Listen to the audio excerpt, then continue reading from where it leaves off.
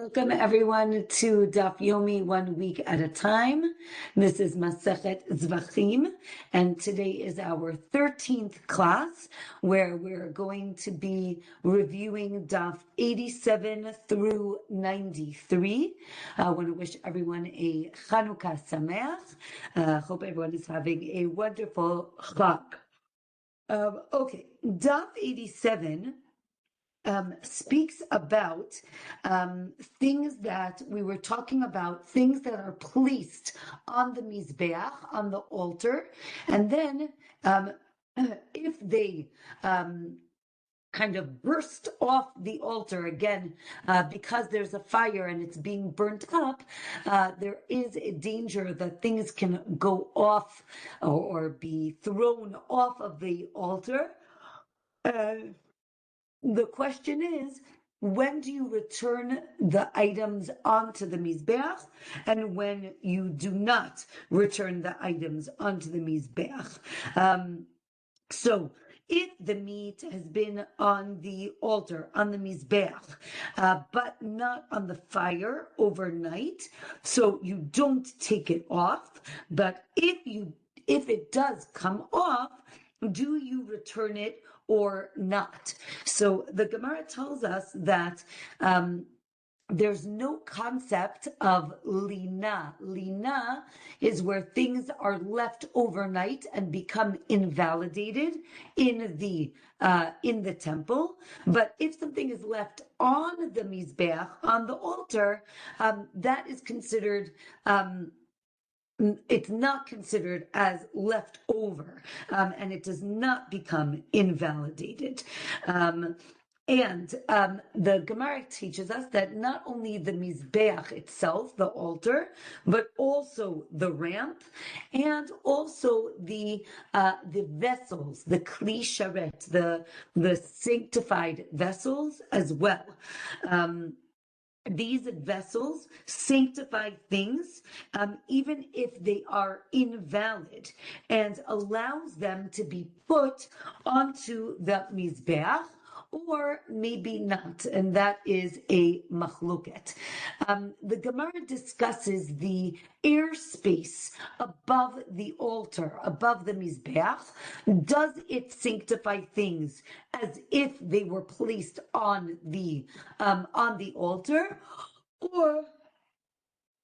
or not? Again, is it similar to the airspace of the ramp, which does not sanctify things, or is it different? So another question that the Gemara has is, if things are connected to each other, if one part is placed on the Mizbeach, all of the parts, because they're connected, become sanctified. Let's say now the Gemara talks about when you do the process for the bird offering, right? When we do milika, it's over, right, in the airspace of the Mizbeach. So that animal should already be sanctified. And then how could we ever have a case where it becomes disqualified? So the Gemara says, well, if you did milika, and as you were doing it, you said, I'm going to take this off the Mizbeach and burn it tomorrow. So that is invalidating the sacrifice, and therefore that's how you can construct the case. Daf 88 tells us that, again, the bird offering, as soon as it's in the airspace, maybe not on the Mizbeach, but again, maybe the airspace isn't like the altar itself. The Gemara says no, because with the bird offering, you touch the bird to the Mizbeach, to the altar, and therefore it becomes sanctified. And then the Gemara explains about the airspace. If you are at the top of the Mizbeach, everybody agrees that the airspace is considered like the Mizbeach, but if you're standing on the ground, and then you suspend something above, so then that is where we're not sure if it would become sanctified or not. Okay, the next Mishnah on Daf 88 tells us that vessels of liquids sanctify liquids, and vessels of dry things sanctify dry things, but not the opposite. And a kli kodesh, a sanctified vessel, if it has a hole in it, so if it can continue to do the same job, so then it still sanctifies objects that are inside it. If not, if it leaks, so then it would not be okay. And it must be in the temple courtyard for it to sanctify the things inside of it. Okay, so now the Gemara explains that the Mizrak was a basin. This sanctifies anything because it was used for dry and for liquid things, and therefore it sanctifies both. But right, we talk about the mincha, right, the green offering. It's wet because it has oil, but it's made out of flour, so it's also dry. So the Gemara tells us that that is considered dry and not wet. The verse teaches that the vessel needs to be complete, full, and it only sanctifies what's inside the vessel. And if it's heaped, meaning over the edge, that is not included. Or another opinion is that it is included in the sanctification. If you put part of the sacrifice inside and then intended to put in more, then each part as it goes in becomes sanctified. Let's say you put dry into a liquid, you cannot bring it as a korban, but you also can't take it out of the courtyard because it has been sanctified up to a certain level. We mentioned that the vessel cannot have a hole in it. Again, if it's leaking, if it does have a hole in it, we do not repair the vessels in the Beit HaMikdash because that's a sign of poverty. And therefore, because the temple is seen as a palace, you get a new, if it's something that gets worn out or old, you get a new vessel. You do not repair the old ones. So too with a knife. There's also a conversation about the clothing of the Kohen that is woven. We don't wash it very strongly with lye, or maybe it can be cleaned. And we'll actually talk about that later on today. If it actually needs real cleaning, so then that's already, you get a new clothing, and you do not use the old one. The Gemara, since we're talking about the clothing of the Kohanim, the me'il, the coat of the Kohen Gadol, of the high priest, is all tchelet, and on the bottom you have little rimonim, little pomegranates that were woven out of the blue, the purple, and the red threads, and they look like little hats. And then there are 72 bells that hang off the bottom of the me'il. Or another opinion is there are 36 bells that are hanging off the bottom. Since we're talking about the clothing, the Gemara tells us that the clothing of the Kohanim are mentioned with the sacrifices because both of them come to atone for sins. And from here, the Gemara talks about what each type of clothing that the Kohanim are wearing, what they atone for. So the tunic atones for bloodshed, and the pants for indecent relations, and the hat is for haughtiness, because again, the hat is high. So if you think you're so high, it will atone for that. The belt is for thoughts of the heart. The choshen, the best breastplate, is for justice. The ephod, which is an apron, is against idolatry, and as we said, and the me'il, the coat, is against lashon hara, right? Because the me'il, the coat, makes noise when they walk, and lashon hara, right?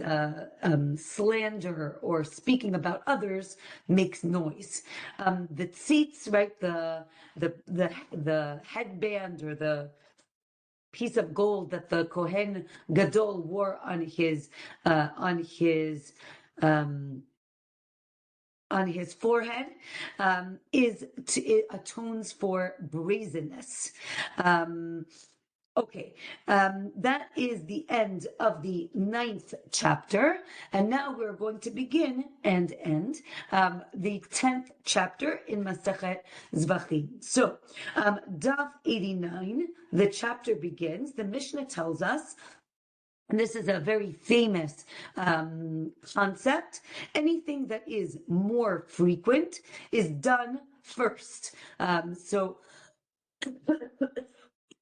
Excuse me. This is the concept of tadir. Tadir means frequent. Something that is done frequent is done first. And basically what we're going to talk about is, if you have a number of sacrifices in front of you, which one do you do first and which one do you do second? So the tamid, the daily korban, was done before the musaf. Musaf was the addition on certain days. Then that's done before the musaf of Shabbat is done before Rosh Chodesh.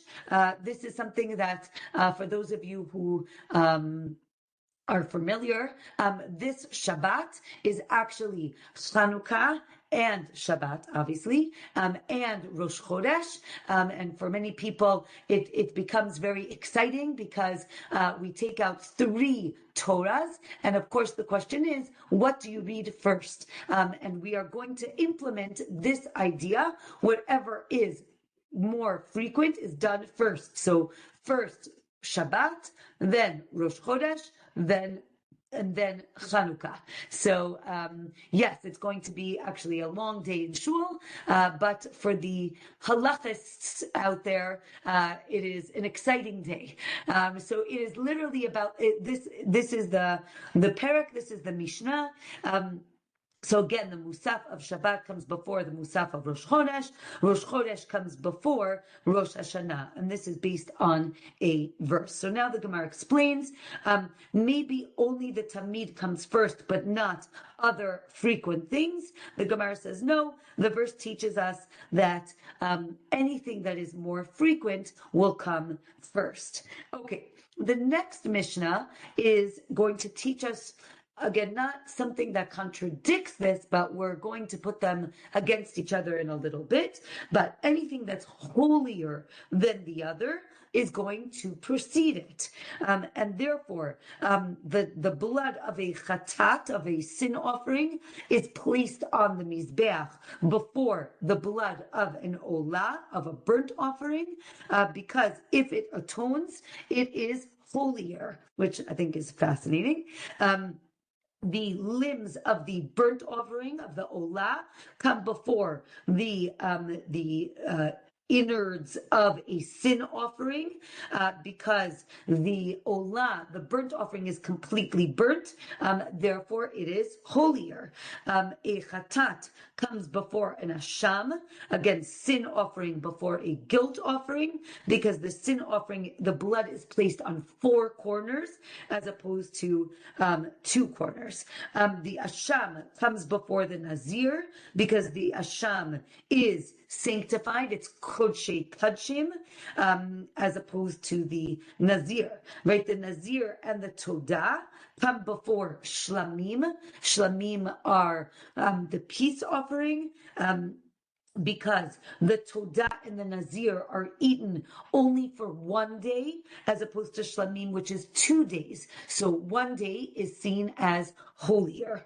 The Shlamim comes before the Bechor, the firstborn animal, because, again, the Shlamim gets placed on 4 walls, and you lean on it, you do smicha, and it comes with libations, and it goes to the Kohanim.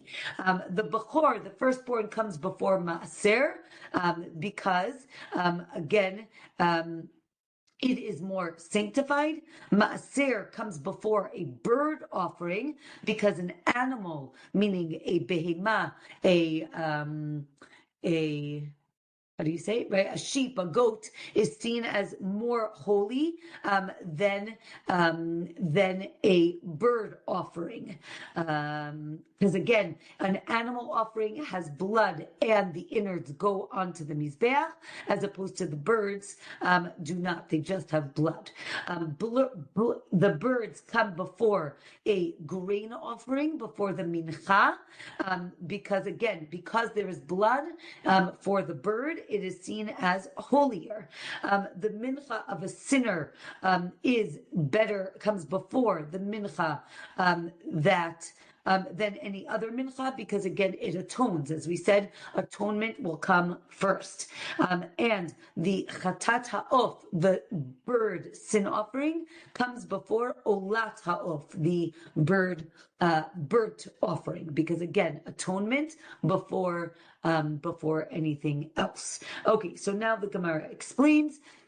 The verse teaches that sometimes the chatat goes first and sometimes it's second. The chatat of the Levi'im is like an olah, but it still comes first. Again, this is based on the verse.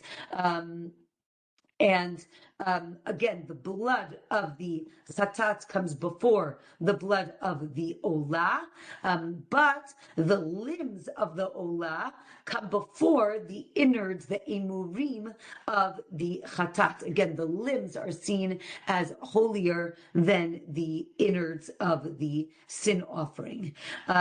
We said, what about the blood of the olah, of the burnt offering, against the blood of the asham, the guilt offering? So we said chatat is first, but not asham, or maybe it is. So one opinion is that maybe the asham comes before the olah, or no, that is not the case. As we said, the chatat, maybe the asham should go first. We say no, because the chatat has more blood on the mizbeach, and therefore it goes first.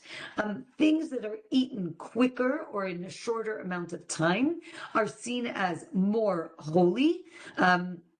If you have a todah versus the ram of the nazir, the todah, you have 4 types of loaves of bread or of grain, but the nazir has 2 types of loaves.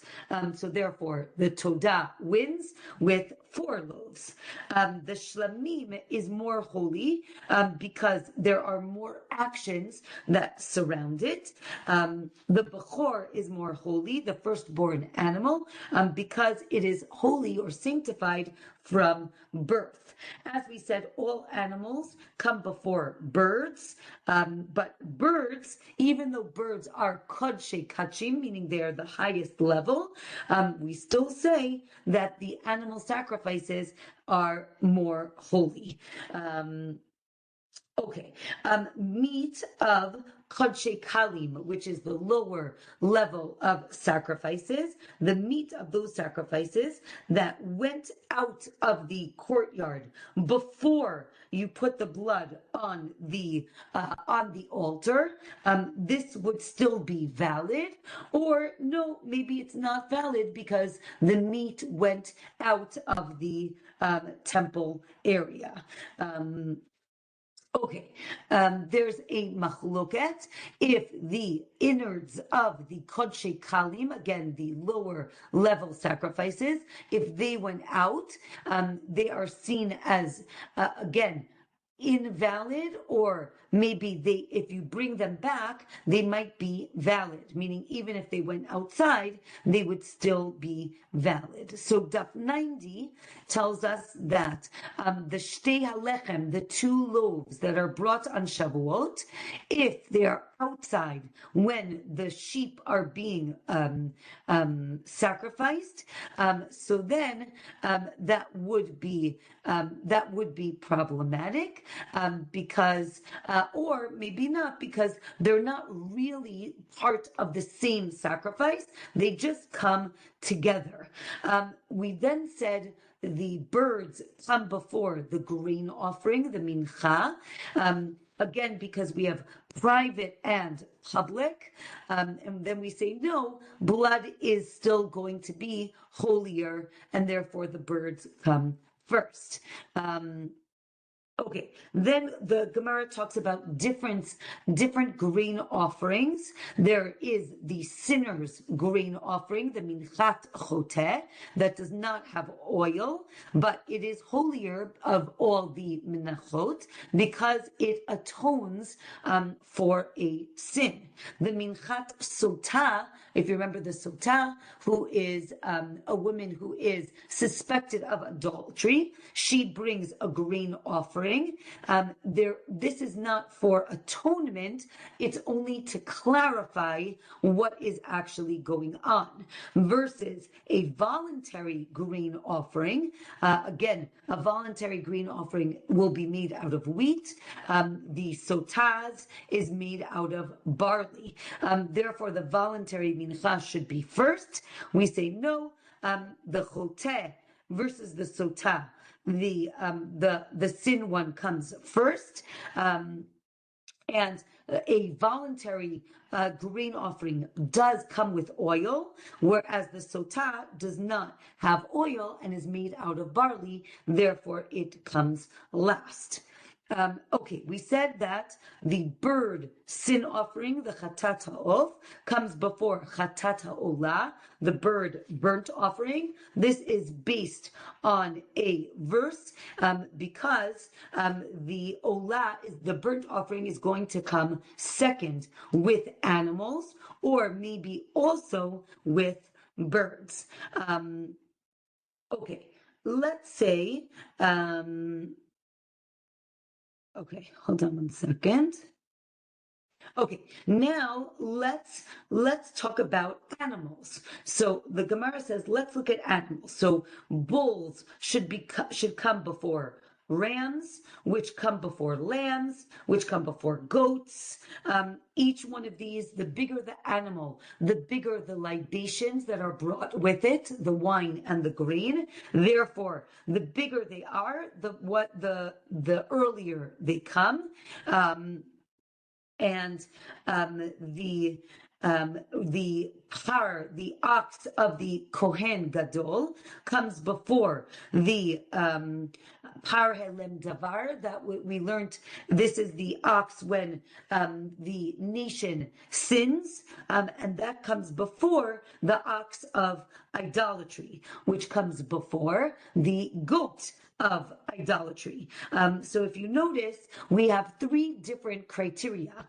One is frequency, one is sanctity, and one is the type of animal. So in each case, we're going to measure which one of these variables we are looking at. Okay, 1 second.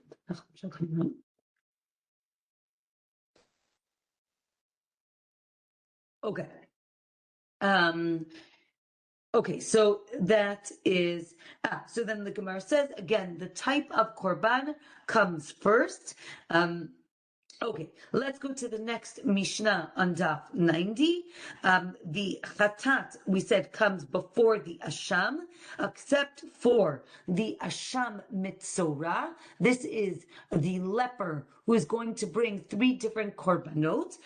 The first one he brings is the Asham, because that is going to help him be able to bring the other sacrifices. Okay, hold on 1 second. the asham, the guilt offering, the animal is 2 years old and worth 2 silver shekel, whereas the asham nazir and the asham mitzorah are 1 year old and not worth 2 shekels. So even though they're both called asham, there is a distinction of which one should go first. All sacrifices that are sacrificed earlier are eaten earlier. So therefore, let's say you have the shlamim, right? The peace offering of yesterday. Again, it was sacrificed yesterday, and the meat is still around. This is eaten before today's shlamim, right? Before today's korban. Shlamim of yesterday is eaten before the chatat and asham of today. Now remember, we said chatat is number 1, but we're going to say that the sacrifice of yesterday trumps even the more important sacrifice of today. Or no, the chatat is always first because it is kodshei. So those are 2 different opinions. All the meat of korbanot can be eaten in any way, meaning roasted or cooked. You can add spices. Those spices can be chulin, meaning mundane, regular spices, or they can be truma spices, or no, another opinion is you cannot use truma spices because it's going to lead to a disqualification of this truma. Okay, so now the Gemara is going to explain, again, frequency versus holiness. Which one comes first? Remember, we said the more frequent one goes first. We said the holier one goes first. But what if I have the holy one versus the frequent one? Which one comes first? Right? So again, we said the tamid comes before the musaf. That seems to imply frequency over holiness. Now, you might say maybe the musaf is more holy because, again, it's a special korban. The Gemara says no, because Shabbat makes the tamid just as holy. Therefore, this is not a proof. Daf 91 continues. The musaf of Shabbat comes before the musaf of Rosh Chodesh. Again, proves frequency. But maybe Rosh Chodesh gives it more sanctity, therefore maybe it is sanctity. Musaf of Rosh Chodesh comes before Musaf of Rosh Hashanah. Again, frequency over holiness. No, Rosh Hashanah gives holiness to both of those sacrifices, and therefore we do not have a proof. We try again. Kiddush, if you remember in Masechet Brachot, we have a whole discussion about the bracha over wine, also in Shabbat, In Shabbat, we talk about Kiddush. What bracha do we make first? Do we make the bracha over the wine, or do we make the bracha over the day, meaning Shabbat, right? So we say wine comes first because it is more frequent. Or we can say, no, Shabbat gives it sanctity as well, and that is why it comes first. If a person didn't say musaf, and now it's time for mincha, first you say mincha, and then you say musaf, again, because of frequency. However, so here the Gemara says, this proves frequency trumps kedusha, and therefore frequency wins. Okay, we said that the shlamim of yesterday come before the chatat and asham of today. If it was on the same day, obviously the chatat would be first because of frequency. The Gemara says, no, it's not frequency, it's matsui. Matsui means that it's brought often, but it's not like it's scheduled to be more frequent, meaning the most korbanot in the Beit HaMikdash seem to have been a sin offering, a chatat, but it's not scheduled, right? Meaning Shabbat comes every 7 days. That's something that's scheduled. A sin offering is not scheduled. Therefore, it has nothing to do with frequency. Pesach isn't tadir, but milah, right, or frequent, but milah, brit milah, is frequent. But again, these things are not scheduled. So we say there is a concept called tadir b'mitzvot, right, consistent or frequent in mitzvot.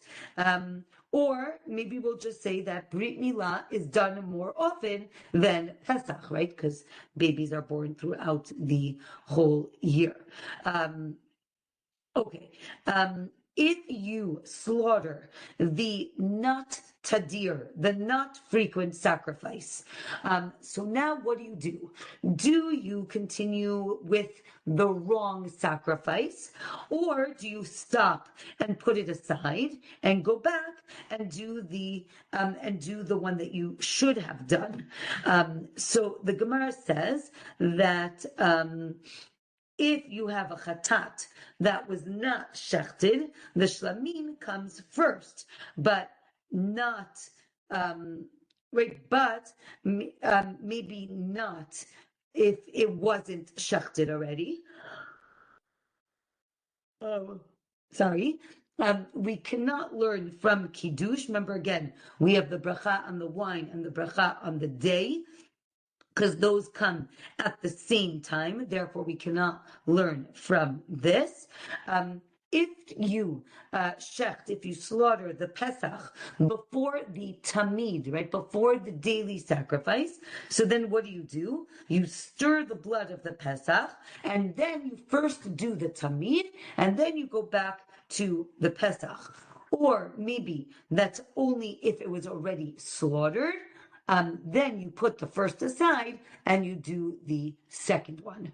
Okay, the next Mishnah tells us, if you see oil being given out in the temple courtyard, you can assume that it's left over from a grain offering, from a mincha, or from a mitzorah, from the leper who had to bring a lot of oil. You can assume that it was not donated. We're going to see that there's a machloket if you can donate oil to the Beit HaMikdash.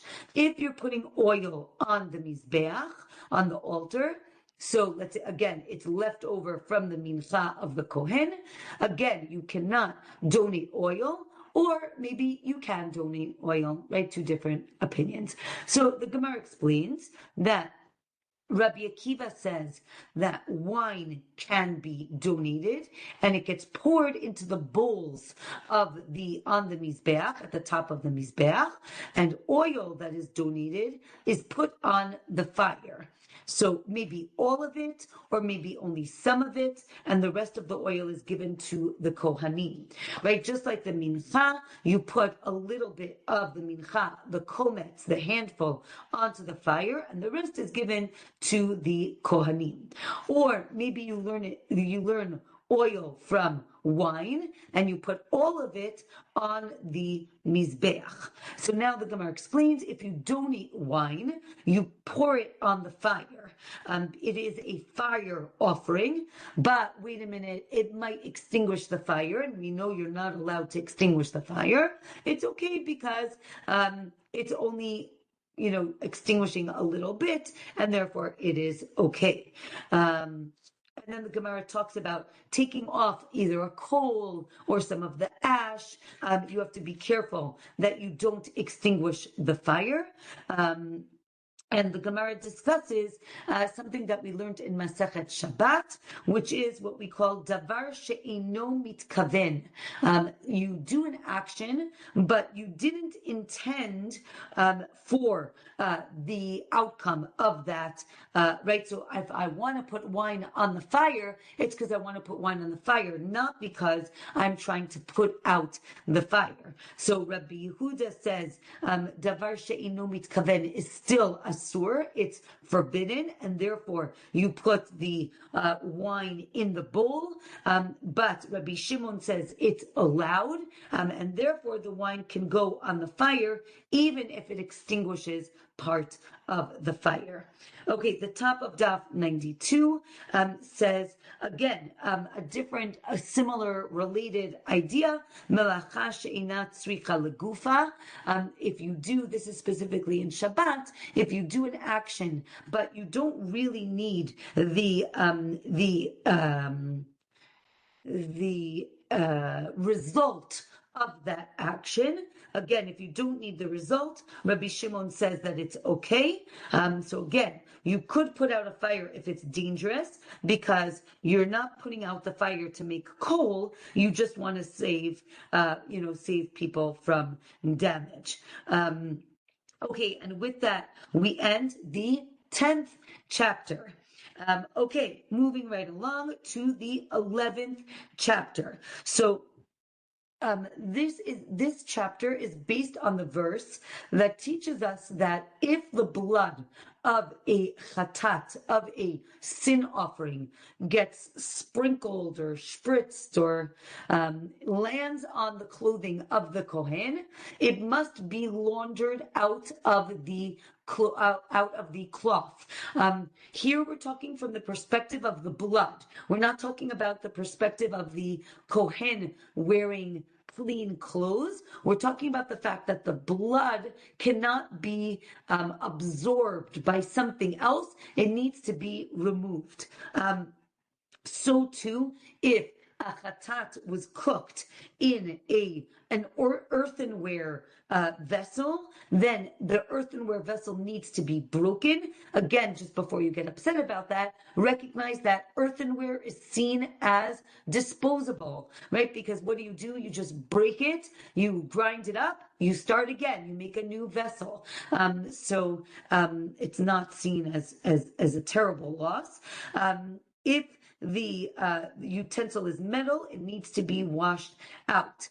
Just as an aside, if you're interested in archaeology, they discovered the site of the tabernacle of the Mishkan in Shiloh, because in all the mountains around it, they found a ton of broken earthenware vessels. And this is really what we just learned, that if you're eating sanctified meat and it's cooked in an earthenware vessel, you need to break that vessel. So that was a way that they identified where Shiloh is. Okay, so let's do the Mishnah. Blood of the chatat must be washed out. The word is kibus, laundered. The verse is speaking about a regular chatat, but it also includes the internal chatat, the one that goes inside. But an invalid chatat, an invalid sin offering, if it sprinkles, you do not need to wash the clothing, whether or not it had a moment of validity, what's called sha'at hakosher. If there was, even if there was a sha'at hakosher, even though it was valid at some point, if at this point it is invalid, you do not need to wash out the clothing. Okay, so now the Gemara is going to explain. The word Torat, right? These are the laws, adds, it comes to include. Zot, this comes to exclude. So what are we excluding? We are excluding the bird sin offering, the chatata of, that if it gets its blood sprinkles on the clothing, you do not need to wash out that blood. It is not shechted. Again, it's not slaughtered. It is malikad. I don't know what the word is in English. Decapitated, maybe. Okay, so it includes another animal sacrifice. Again, it includes the inner chatat, but it excludes the bird chatat. Okay, so here the Gemara is discussing what happens if the chatata of, again, the bird sin offering, if it was brought into the sanctuary, the heichal, is the blood seen as invalid? Again, it is in the actual bird. The question is the bird seen as a vessel, a kli sharet, and therefore it sanctified the blood already? Or no, it is not sanctified, and therefore it would still be valid. What if the blood of the bird spilled on the floor of the courtyard? Can you collect it, and would it still be valid?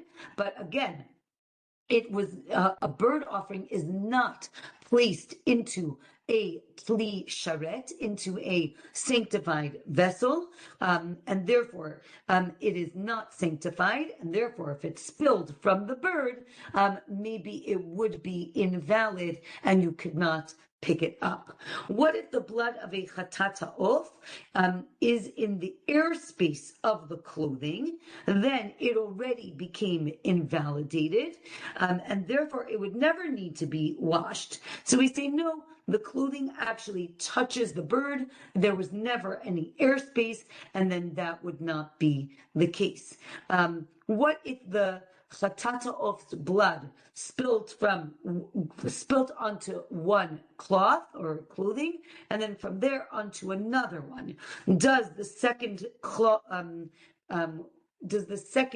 clothing need to be washed? The Gemara says yes, because either it was valid, it was a kli sharet, and therefore it is valid, and therefore it needs to be washed. Okay, last daf 93. What if the blood sprinkled onto an impure clothing, right? Tameh clothing. Do you need to wash it or not? So if the blood was kosher and then it became invalid and then went onto the clothing, then for sure you do not need to wash the clothing. But what if it happened at the same exact time? So we say maybe we can learn from the water, the mechatat, the water with the ashes of the para aduma that became impure. It still makes a person pure, because you can sprinkle a woman who's in nida, a woman who is impure in and of herself, even though she is impure. You can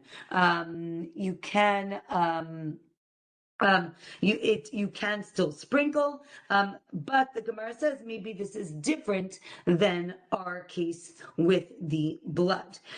Let's say a sanctified vessel, a kli, passed over an impure place.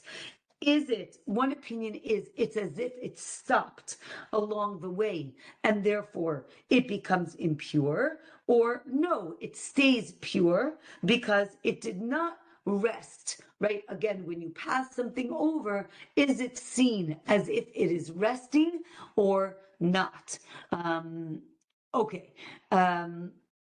Next, again, if it is already impure, so then again we say maybe it becomes impure or maybe it is pure. Now we said that the verse says from its blood, only blood that is from a valid sacrifice needs to be laundered, and if it had a moment of validity, it still needs to be washed, even if now it is invalid, or no, if it is invalid now, you do not need to launder it, and this is based on a verse. Okay, last Mishnah for today.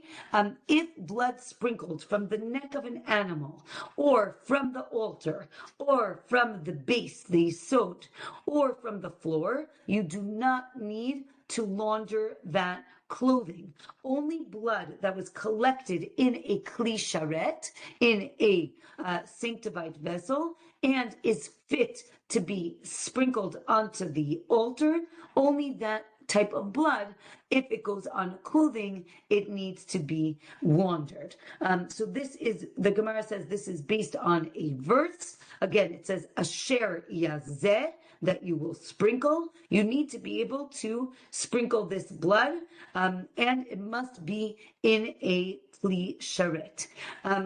if you collected blood in two separate vessels and each one has less than the amount, than the shi'ur, the amount that makes it sanctified, so then that blood, if it sprays out, you do not need to launder it because it never became sanctified. The inner chatat, the chatat pnimit, how is it done? Right, the Kohen dips his finger in the blood. You must have a certain amount of blood in the kli, in the vessel, and you have to dip your finger each time that he sprinkles it, right? And this is based on a verse. The leftover blood on the finger is invalid, it's pasul, and if it lands on the clothing, it does not need to be laundered. If this is before sprinkling and it lands on the clothing, then it does need to be laundered. Okay, with that, we are going to end for today. Be'ezrat Hashem, and next week we will pick it up. We will have our regular class, Be'ezrat Hashem, on Wednesday. So we do have a few minutes if anyone has any questions. I see Helen is on. Are you in Australia? No? Okay.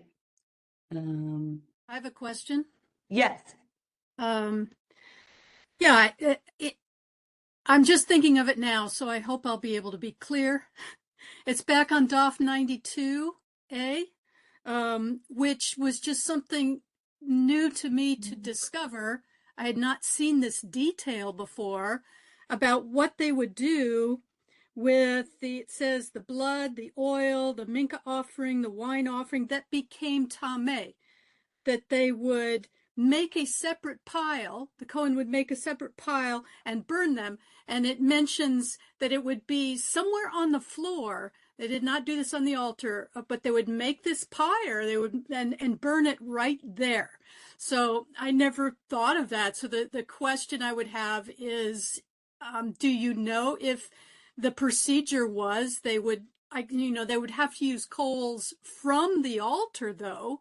They couldn't bring in any other kind of fire source, right? So get coal, someone would take a scoop of coals from the altar, come down, make a pyre, then did they add wood to that? I don't know.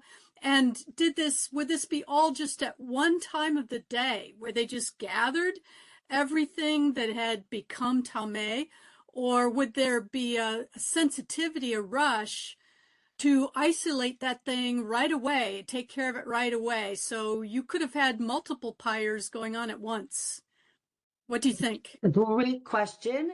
I'm not sure. The Gemara does not mention in terms of one or many. I think that they really did try to keep things as tahor, as pure as possible. So I'm not sure how often this would be the case. So, you're talking about when you asked if it's multiple times a day or once a day. I imagine that it didn't happen that often for it to become impure.